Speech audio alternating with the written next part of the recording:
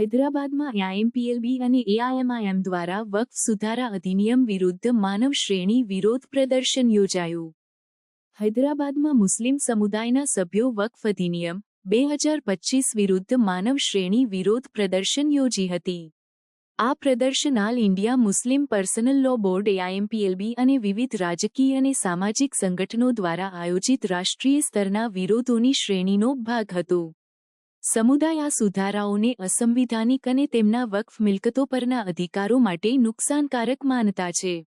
માનવ શ્રેણી હૈદરાબાદના મુખ્ય સ્થળો પર વિસ્તરી હતી, જેમ કે સૈદાબાદ, દબીરપુરા અને ચારમિનાર, જે મુસ્લિમ સમુદાયની એકતા અને એકતાને દર્શાવે છે. ભાગીદારો, અમારું વક્ફ, અમારો અધિકાર અને વક્ફ બચાવો, સંવિધાન બચાવો જેવા પ્લેકાર્ડો પકડીને અધિનિયમને રદ કરવાની માંગ કરી રહ્યા હતા. પ્રદર્શન શાંતિપૂર્ણ હતું અને ભાગીદારો દ્વારા આયોજકો દ્વારા નિર્ધારિત માર્ગદર્શિકાઓનું પાલન કરવામાં આવ્યું હતું. એઆઈએમઆઈએમ પ્રમુખ અસદુદ્દીન ઓવૈસી, પ્રદર્શનના પ્રમુખ નેતા, અધિનિયમને સંવિધાનિક અધિકારોનું ઉલ્લંઘન અને મુસ્લિમ ધાર્મિક સંસ્થાઓની સ્વતંત્રતા પર હુમલો ગણાવતા આ કાયદાને કાળી કાયદો ગણાવ્યા અને તરત જ રદ કરવાની માંગ કરી હતી.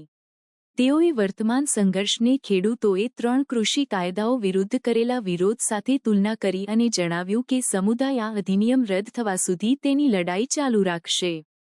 પ્રદર્શનને વિવિધ રાજકીય પક્ષો, જેમ કે કોંગ્રેસ, દ્વારા સમર્થન મળ્યું હતું, જેમણે એઆઈએમપીએલબીના પ્રયાસોને સંપૂર્ણ સમર્થન આપવાનું વચન આપ્યું હતું. કોંગ્રેસના નેતા મોહમ્મદ અલી શબ્બીરે જણાવ્યું હતું કે પાર્ટી વક્ફ મિલકતોની સુરક્ષા અને સંવિધાનિક મૂલ્યોની રક્ષા માટે તમામ કાનૂની અને લોકશાહી પગલાંઓનું સમર્થન કરશે. તેઓએ આ અધિનિયમ વિરુદ્ધ સુપ્રીમ કોર્ટમાં કાનૂની પડકાર ઉઠાવવાની માહિતી પણ આપી હતી.